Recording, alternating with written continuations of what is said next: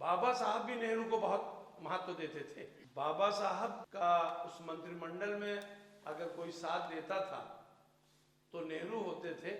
और खास तौर पर उस महिला बिल के मामले में बाबा साहब ने कहा कि पूरे कैबिनेट में अकेले नेहरू ही हैं जो मेरे साथ हैं, और नेहरू अलग थलग पड़ गए थे।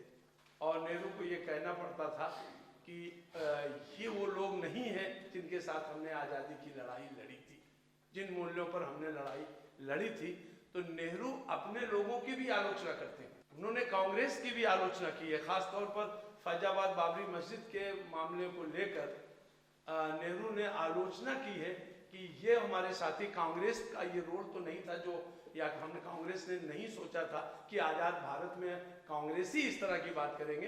ये वो कांग्रेसी नहीं है जिन्होंने आज़ादी के आंदोलन में युद्ध लड़ाई लड़ी थी और वो मूल्य स्थापित किए थे। तो नेहरू अपने आलोचक भी होते थे। नेहरू मूल्यों की बात करते थे, साधारण ढंग की बात करते थे। और मंडल जी ने जो बताया कि नियमित रूप से मुख्यमंत्रियों को जो पत्र लिखते थे, और वो बड़ा महत्वपूर्ण है। नेहरू ट्रैक्टर लेने चले गए तो फ्रांस कि भारत में कृषि की उन्नति के तुम्हारे पास ट्रैक्टर नहीं। मैसी फर्गुसन कंपनी से उन्होंने बात किया और खुद जाके उन्होंने ट्रैक्टर लिया और 2 ट्रैक्टर लेकर आए। और बाद में ये हुआ कि वो ट्रैक्टर से खेती कौन करेगा हमारे यहाँ। राजेंद्र प्रसाद जी ने कहा कि भाई हमारे पास राष्ट्रपति भवन में जगह बहुत ज्यादा है, पहली खेती यहाँ हो जाए और एक ट्रैक्टर कश्मीर भिजवा दिया जाए। नेहरू का विजन बहुत क्लियर था।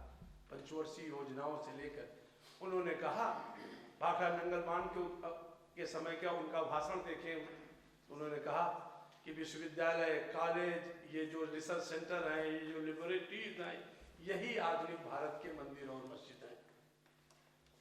आज कल्पना करिए कि नेहरू के सपनों का भारत खड़ा है या नेहरू के सपनों का भारत विखंडित हो गया। हमें नेहरू के सपनों का भारत चाहिए कि आज मौजूदा दौर के हिंदुस्तान की तस्वीर चाहिए। इस बनते बिगड़ते तस्वीर में आपका रोल जो है बहुत महत्वपूर्ण हो जाता है। हमें आज स्वतंत्रता, समता, बंधुता, भाईचारा और मेलजोल की परंपरा, साझी विरासत और धर्मनिरपेक्षता, लोकतंत्र के मूल्य बचाने की जरूरत है। और इस बचाने के रास्ते में हमारा हमराही हमारे बहुत मजबूती से हमारे साथ नेहरू हमें खड़े मिलते हैं, नेहरू हमारे साथ चलते हुए मिलते हैं। तो नेहरू को आज जानने की, समझने की, पढ़ने की, अपने दिल में उतारने की और लोगों के बीच में ले जाने की जरूरत है। हो सकता है हमारे डिफरेंसेज हो, मैं बार बार इस बात को कहता हूँ, हमारे बीच में तरह तरह के विचारधारा के लोग हैं, हमारे डिफरेंसेज हो सकते हैं और नो डाउट होने चाहिए, अभिव्यक्ति की आज़ादी होनी चाहिए। पर ये समय ऐसा नहीं है, ये ऐसा समय है जहां हमें सब एकजुट होने की जरूरत है। और इस एकजुटता में, इस एकजुटता को नेहरू हमने करके दिखाया, सबको साथ लेकर दिखाया। जो पहली सरकार बनी, आप देखिए कि तमाम विरोधी विचारधाराओं को उन्होंने लिया और उनको साथ लेकर चले।